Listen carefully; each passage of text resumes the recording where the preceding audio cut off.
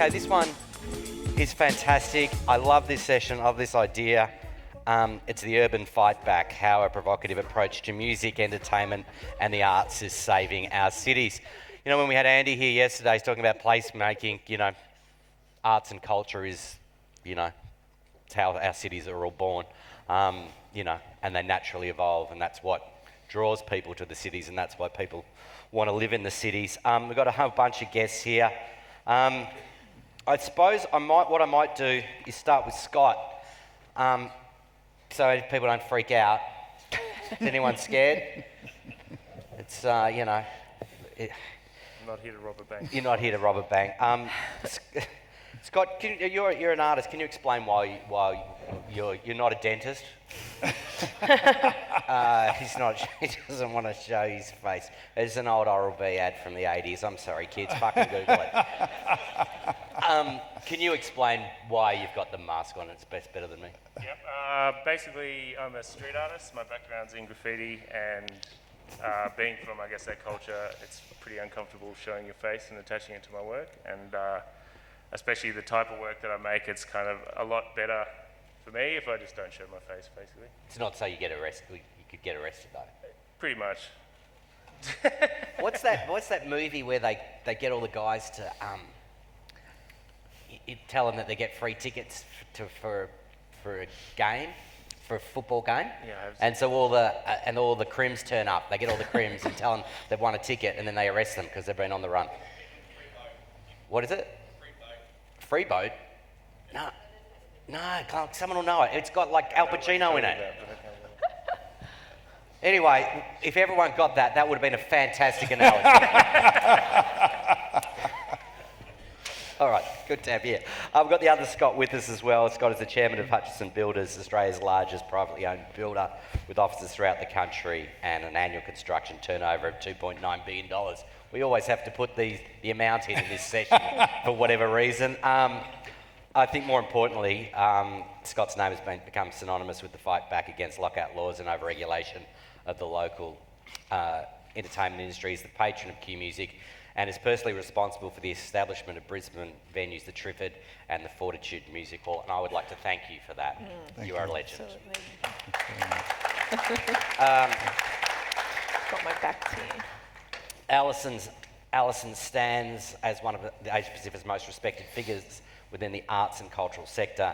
She's a member of the Council of the National Gallery of Australia, board director of the Museum of Brisbane, an ambassador for the Institute of Modern Art, and an ambassador for the Queensland Gallery of Modern Art. She's also currently serving as a curatorial advisor, it's been a long day, to urban art projects on public art for the Queen's Wharf redevelopment, Brisbane. So please make her welcome too. Thank you. And we'll go back to Trina. Good to see you. Thank you for coming along. A highly regarded advocate, pioneer and innovator of the Australian music industry.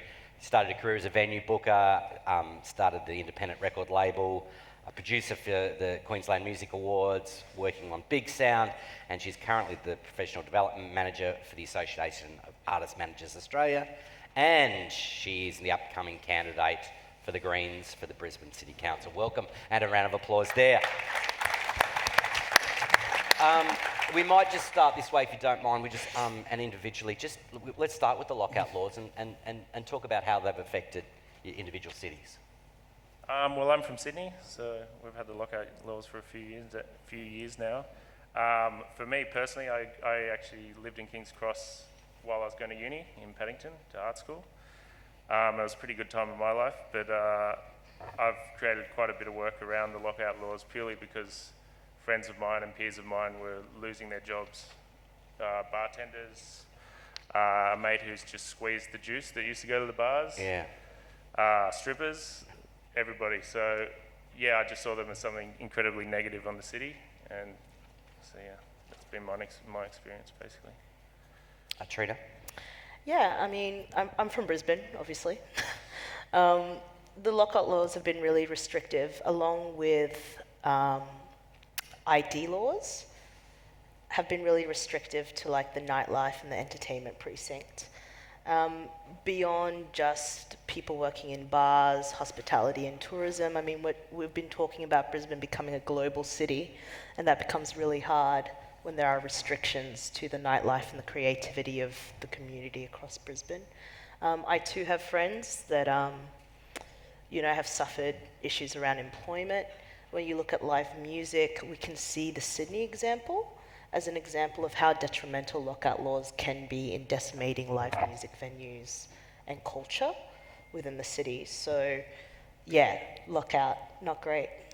Alison, we can just broaden out a little bit here, and can you explain to us what you think a wide variety of cultural events and the arts does to a city? What does it mean to us? Yeah, I was just thinking that, Brisbane has come such a long way in the last 15 years and is so internationally regarded now for the calibre of events and functions. And it seems so incredibly archaic to have a lockout law and these strategies that seem to defy the growth that is happening. And I think definitely those events, when we have Brisbane Festival and everyone kicks on after a play or after theatre, that's fantastic. And then suddenly it's all shut down, which is really not productive at all. It just seems very Victorian in its strategy and redundant, really. I mean, it's interesting, isn't it? More people go to Goma than go to the football in this state. Well, I would like to think that was so. I'm not entirely sure that it is, but I actually think it is growing. It's growing enormously. I've done the stats on it. You have done I've the done stats. the stats Well, on it. Yeah, I'm glad to hear it. Not more people than watch TV, but more people physically go in through the door Yeah. than go to football stadiums. Well, I think there's definitely that understanding now that the arts and culture is entertainment as much as any other thing like music or a bar or whatever it might be. It is a form of entertainment, and it's how you frame it and form it. And I think we've done a really good job of that in Queensland. Compared to other states, and I travel a lot, I think we've got an incredibly good, culturally vibrant scene, and we just need to ditch those lockout laws. Yeah. Scott, you've been so involved in this. What do you think music delivers for Brisbane? Well, it's so important to Brisbane because Sydney will recover somehow. It's big enough and international enough. This could, I don't mind like to Scott, but without the Fortitude Music Hall, I think we would have lost the whole valley and music in Brisbane basically forever. And without music, it's a nothing city. It's just, I've said it before, Dubbo without a zoo. And the people that have done it are puritanical in their thinking. It's nothing to do with safety. It's about, I don't like the way you live. And they never go out. The Premier and the Attorney General do not go out. Their electorates are on the edge of town, and they don't go out to anything. We do this. We see this all the time. They see the city as a CBD, and that's it. And the city, and you got these old white dudes who live in the suburbs who actually hate the cities, and they like it. They like it on their terms. But I mean, you feel fleeted to sort of. But it starts with everyone. I'll give I always think the example is vivid in Sydney. So this is an incredibly successful festival that was made really to fill up hotel rooms when it's cold in Sydney because people don't want to go out. So they put a light on everything, and it's huge, and it's very much the public face of the arts. But we don't get vivid without people starting somewhere. We don't get it without people working for nothing, playing in bands for nothing. We don't get that creative mass. So, but the powers that be expect that from our cities. But what happens to our cities if we don't have a vibrant arts community? Any country town, mostly. Yeah. I'm afraid to say, I don't mean to bag country towns, but there's nothing to do other than the pub on Friday and Saturday nights, and that's the way Brisbane would go. I think it's,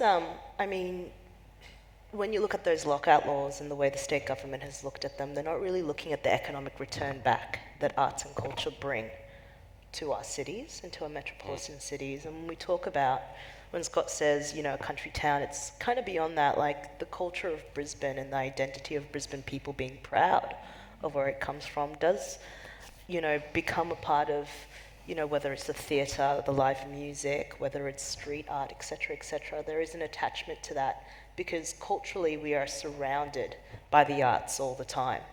And so when you don't have the opportunity to bed and seed the arts supported by not just urban development but by the governments, then what you see is, disenfranchisement from that base, and like Scott said, a boring city. But the Puritans don't worry about economic benefits. They don't like the way you live, and so they're going to shut that down. Balaclava, Scott. Let's talk about affordability and what does that do for young artists if you're an artist and you want to live in the city, Well, in Sydney, for example, my studio is in Marrickville, which is an old kind of residential area, kind of semi-industrial area in the flight path. And it's all old red brick factories. No one really knows what's going on in them, but pretty much every block there's 3 or 4 artist-run kind of studios, mine being one of them. It's now in the middle of this kind of gentrification process where our studio's been bought by developers and we've been put on a month-by-month lease. And there's a few other artists who are the same thing. So it is really the last bastion of affordable space close to the city in Sydney. And then once that's gone, I think everyone's heading out west, which is problematic. Obviously Sydney will lose that, and the inner west of Sydney, which has really built, I guess, a brand around being the home of street art and culture in Sydney. And there's a lot of kind of councillors that like to, scream that from the hills, but they're also the same people that are behind these kind of creative districts and stuff like that, which are pushing us out, I guess, to the fringes. So that in the inner west, we'll really lose all of those artists to, I guess, the outer west or overseas or different cities. Alison, how do we keep cities open for artists? I think that is a really tricky thing. I mean, you've got your artist-run initiatives, but those are few and far between as well, and they run on the whip of an oily rag, basically, and are constantly fighting to survive. I mean, part of that is like the grit of art as well, that you kind of need that. I think you need to be hungry to make good things, and I think sometimes we can lament those aspects, but if you look back to Brisbane in the 80s, and it was pretty bad under Joe Peterson, but the art that came out of Brisbane was really remarkable. And sometimes we need to flip the narrative a bit, I think. And yes, lockout laws are terrible, and we need to get rid of them. But you can actually make good things out of that process too. And sometimes really great stuff comes out of bad situations where it's unaffordable. And I think I take your point about Sydney, but it's interesting that the powerhouse is actually moving out that way. And there's so much resistance to that, but that's sort of inevitable to me. I think this idea of what cities are is changing enormously as well. And we can try and hold on to that idea of the gritty spaces where artists might work, but I just don't know that is actually the solution either. I think it's coming to a different mutual thing. Maybe it's a little bit like that Hamlet model where artists can come together and have spaces together. It is always going to be difficult to afford it when you've got developers coming in being able to buy up spaces. I don't know how you really do that. Scott, what's the response been like, when you open up these venues? Did you know people would come and they've been coming? I'm only the landlord that takes the financial hit. I don't run the venues. Yeah. I don't have that skill set. They're trading their arse off, apparently. Yeah. Our tenants say they're going great. They might be trading well, but the land they sit on is worth so much. All around the world, it's not just in Brisbane, these places are being knocked down for residential. Sorry to give you numbers again, but it was 24 million to buy the site for Fortitude Music Hall. It could work for music if it cost 8 million. So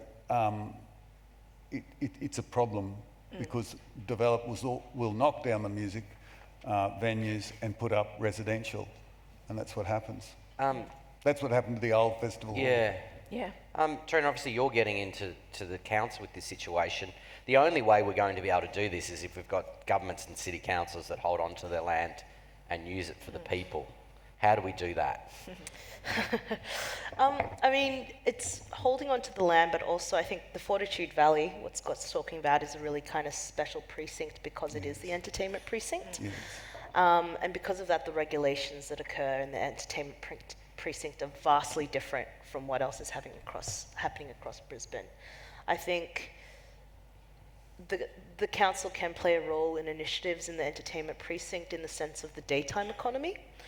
If you look into the valley at the moment, what there is a lot of vacancy. Yeah. A lot of vacancy. And the daytime economy of this area, especially being not only the heart of entertainment in Brisbane, but really in Queensland, those vacancies can create a really big artistic issue. When you're talking, I was just thinking before about housing affordability, and a renewal project that happened in Newcastle was actually moving artists and musicians at lower rental prices into these creative spaces into the daytime to create them. So I think there's a policy there onefold from the council. On the other side, there is about the retention of land as green spaces and communal spaces, which is a role that councils can play in maintaining spaces, not just for the arts, but also for communities and families to congregate. That problem with Newcastle is they made the artistic part of the city so successful, all the developers have come in and Now the prices developments have have gone come up, in but, because it's so successful. it's like, But there's lessons to learn there from Newcastle, because there's a lot of conversation about the Fortitude Valley, what happens at night, but few people pay attention to what's actually happening in the daytime trade. And with the creativity and examples not only of Newcastle, but even New York has an affordability to put inner city musicians and artists into those spaces that are vacant. There's a lot of thoughts that can be done in those areas. let's talk about gentrification for a second, then we're going to take some questions. We see it everywhere in every city in the world where, the hot mess is there, the culture's there, the bands, the food, the excitement's there, and, the middle class come in droves and then try and destroy what made it great in the first place. How do you think we get around that? Anyone got a view on that? People who move next to a band venue that's been there for 20 years and complain about the noise. I just think the council needs to ignore those people when they complain.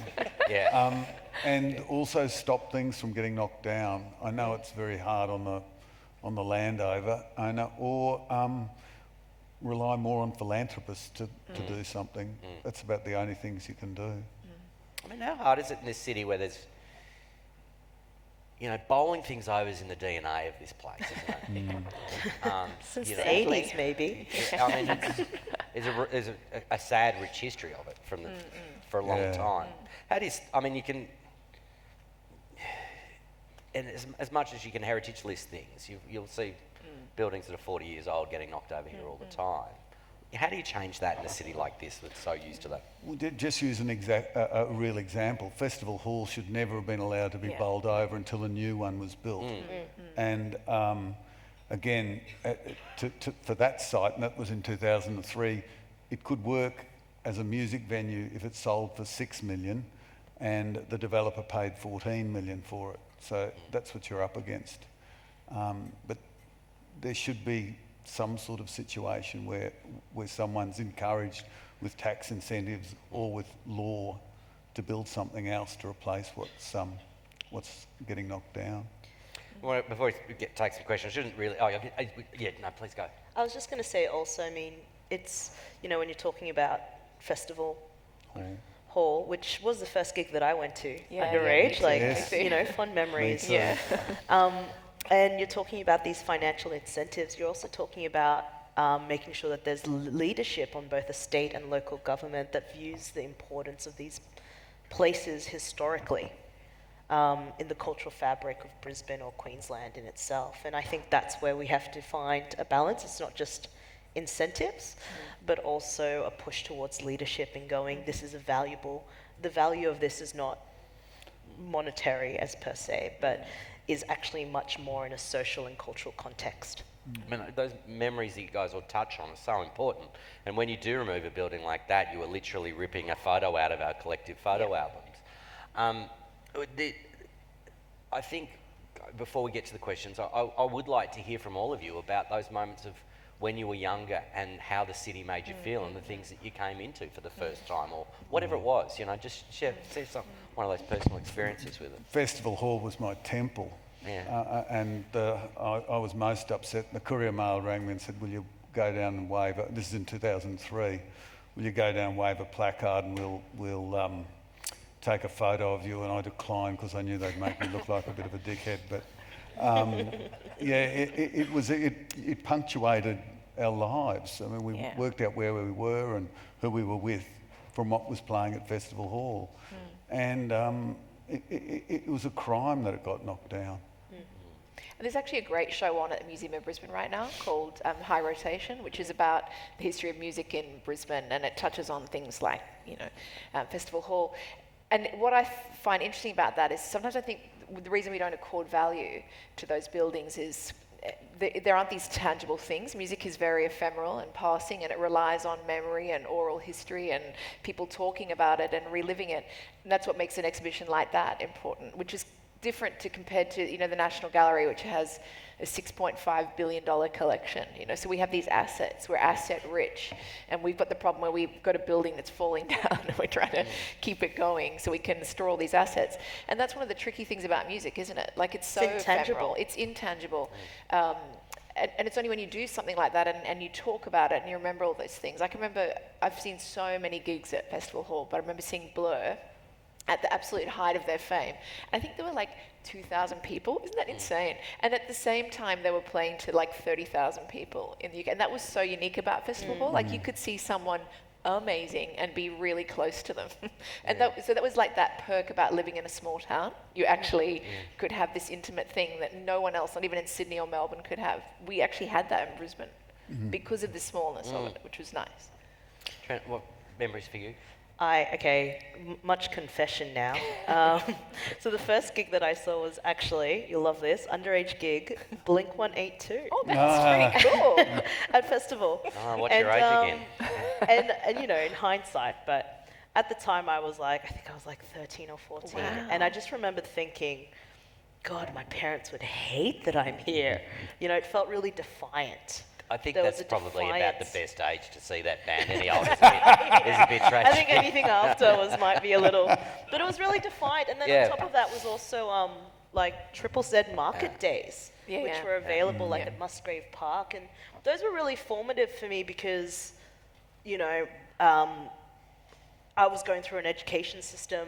Like the reality was the education that I was receiving was always going to be university, et cetera, but not realizing that there was a whole nother aspect of cultural life in Brisbane that exposed me to from a young age, probably pushed my career eventually towards music and the arts rather than what I actually am, my qualified degrees are in, And so those memories stuck with me all my life, and, that defiance and that excitement of being somewhere with so few people and having that memory. Like, I still meet people today and you're like, you're at that gig too? I mean, it was lame, but you were there? Like, I reckon lots of people are going to go and put their Spotify just Blink okay. 182. I've set it out We have a publicly now. spike in their playlist.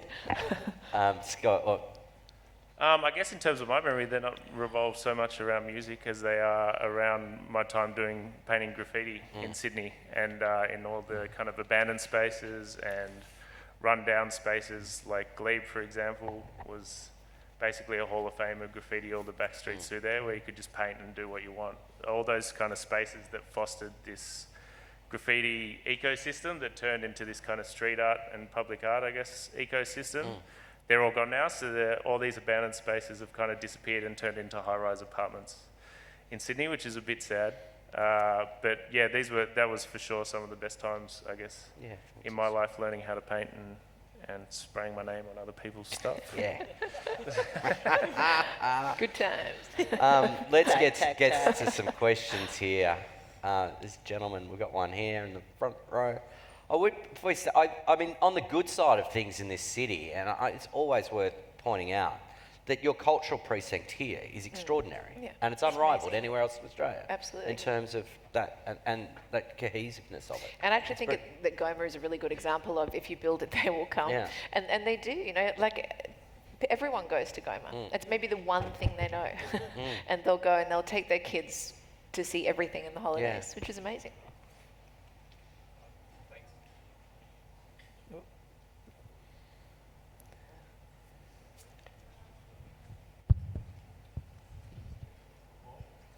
Don. Oh, yeah. It's on. Yeah. I don't know who blind people never turn them off. I can't even work out how to turn those bloody things on. I use them every day of my life. Feels like it should be check 1, 2. So I grew up in Brisbane and I explored places like the Powerhouse before it was the new venue that it is now. And thank goodness we saved that. But we've lost this collective memory of the city through our architecture just by knocking the damn things down, which is terribly sad. So thank goodness we've got people like you, Scott, breathing life back into the city. But one of the themes that's come through much of the conversations over the last 2 days, the catalytic power of infrastructure and rail and the importance of procurement. We've got urban art projects who have been instrumental in doing so much creative endeavour in this city and cities all over the world. We've got the Roma Street rail yards coming, we've got the Go Print site coming, all these catalytic urban renewal sites.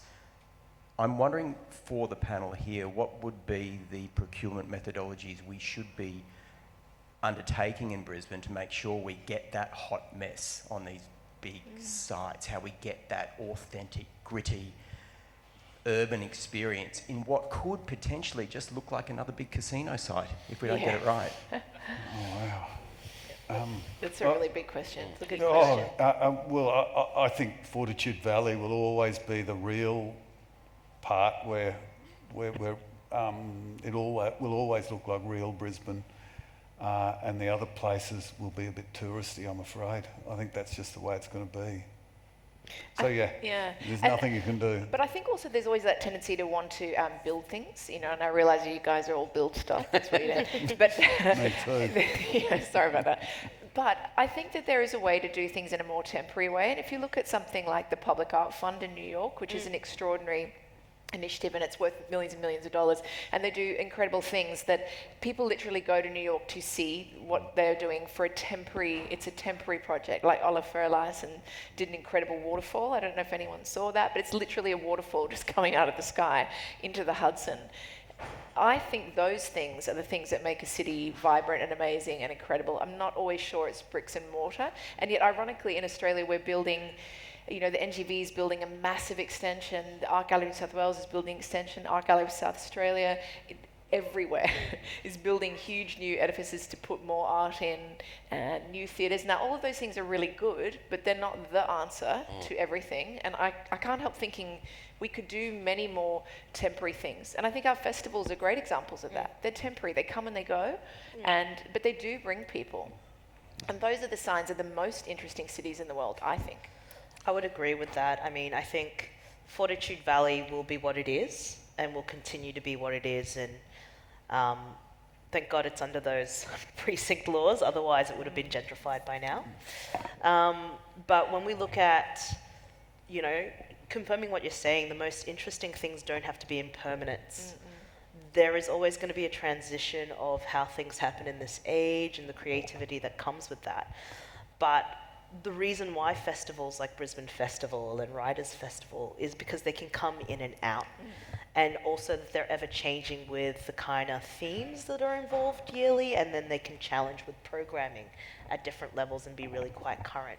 So I think the challenge isn't just to build buildings that are accommodating for the arts and making them authentic, because they don't have to be urban looking, they don't have to be gritty to be artistic. To me, that doesn't say arts, it just means a gritty building. But the challenge is how the programming and the identity of that program can continue to evolve so that it does bring people into the city and continues to bring people in the city. And then on top of that, we have to have the infrastructure in the city to accommodate for that. I mean, bands can play anywhere, there's this thought that, as Bunnings get bigger, the smaller Bunnings will be in every suburb, and what do they do with them? And they'll turn into museums. All you need is some lights and walls, and we're going to the Car Museum and an old Bunnings. Art galleries. Yeah, they will be. I love it. Did you have something you'd like to chime in here, Scotty? No. Okay. We've got a... Tim, I might actually just jump in there. Just bringing it back into the audience here as well. I mean, I spent the last 10 years before joining the Urban Developer as a musician, and Trina was actually my manager at the time.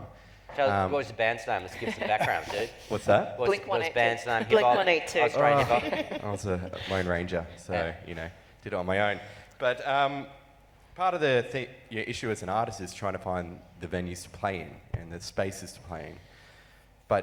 And we're kind of talking about, more of a permanence, how developers are coming in and retackling sites and building residential towers. But surely there's a way that the development community and the arts community and just community in general can still work together in a temporary manner. So even when a project is under construction or have a site, Hutchie's perfect example had a film clip shot in one of their sites, and there's great companies like Reactivate who occupy sites that haven't been developed yet to do arts festivals for a weekend or something like that.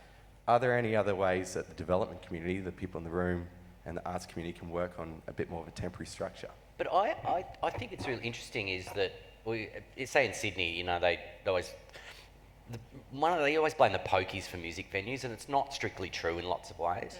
What kills most music venues is people don't go because when the weather's nice, they go to the beach or whatever. It's just Sydney people don't go to things in the same way that Melbourne does. But so when I was in the mid-90s and I'm playing in bands, we do a gig, and if I wanted to buy a PA system to do a gig, it would have cost about $2,000. Now you can buy one for about $400 or $500. There was no Instagram, so if you wanted your friends to come, you either had a mailing list and you physically sent them a flyer, you'd buy ads in the street press, you'd put posters up, and then we would sit there and we would ring our friends and hope we got their answering machines and ask them to come to gigs. But today, you could buy a PA for nothing. You've got a house, you can have house parties, and you can play anywhere pretty easily. So the bands will always find a way to play, I think. And I think sometimes it's the mindset, which is, if you're building a block of apartments, all those things that you should be thinking about, not for today, for tomorrow, or huge apartments, is what happens to that person who's the single dads or mums. So you've got an extra apartment because these poor mums and dads who split up because everyone's bloody splitting up and they're going from one side of town to the other. But imagine there was an apartment you could share and spend Tuesday night with your kids next door. Or there's a place where your parents can come from overseas and it's Airbnb'd all the time and you can book in there. Or rather than going, there's a gym that no one uses, or going, let's for 500 people living in an apartment, there's 2 pizza ovens that, after a week are just full of other people's manky cheese. Why isn't there a rec room where you can play bands or put on shows, your kids can do things that builds the community? And I never see that. We always hear about, I think I've that's never because seen an there's a lot apartment of with a slider. regulations against that. So outside the entertainment precinct, the decibel levels are like 90 or less. Yeah, you can play acoustic So in the 86. thing in the car park. So while I completely, I don't think we have, I mean, realistically in Brisbane, it's a very special situation because we're increasing in live music venues. We are increasing live music venues. The economy is very healthy in that sense. The live music economy in Australia, like in contemporary music, I think in 2017 was valued like $800 million. Yeah. So there is a growth in that live music economy, but outside of that, it's the use of, to answer Dave's questions, it's about stakeholders working together with arts and having an arts policy or a cultural policy where you can reimagine spaces and the use of spaces together. Development is going to happen. It is happening already. It's about how we can look at these spaces and these community spaces, whether on rooftops or underneath or within rules, and how we can reimagine programming in the art space that can kind of diversify where the arts occur in the city. So while I think, where there's heaps of music, there's also a lot of regulations in place. There's a venue that basically is 200 meters away from the live music precinct. And so because of that, has had to stop all live music because of complaints. Like literally you cross the road and you're in the precinct. So while I think there's regulations, and those are all council, rules and regulations, etc., there are other ways that developers can work with stakeholders within the arts community to say, how can we transform the space? We want to bring community in, we want to create hubs. What are the processes that we can come up together to create a new arts experience, not only for residents, but for the community that surrounds. Yeah. We've got a question here. Might be our last one, I think. Thanks. I kind of snuck in. I work in the arts, actually, and I came for this talk because it's really interesting. So what you guys are talking about in terms of utilising spaces. There's a project I'm looking at in the city. It's an abandoned building they're going to tear down in 2 to 3 years and build a skyrise. And I'm trying to get permission to use that for the arts in the meantime. So I'm like really interested in how, you know, development, because Brisbane is developing so quickly, how can developers and property owners connect with the emerging arts better to create these opportunities in the meantime?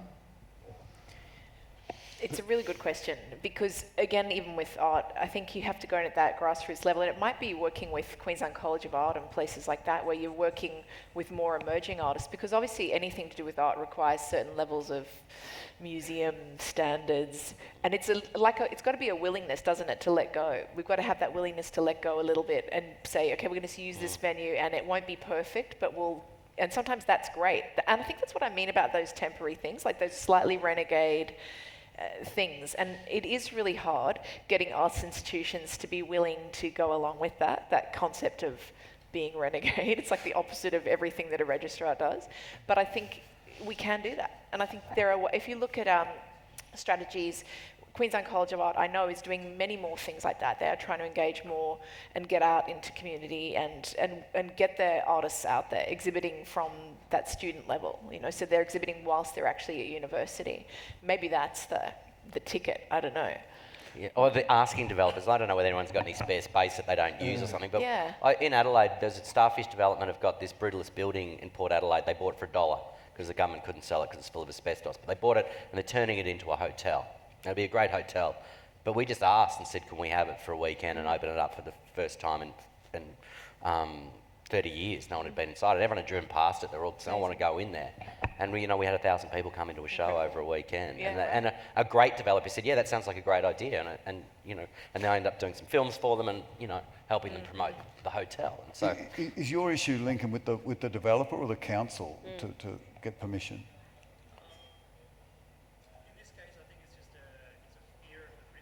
Yeah. Yeah.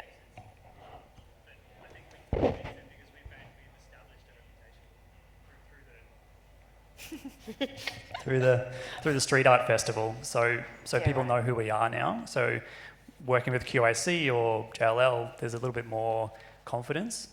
But if other artists were able to move into these spaces with someone kind of making sure they're not going to hurt themselves or others, then I think it'd be something really valuable. Be amazing.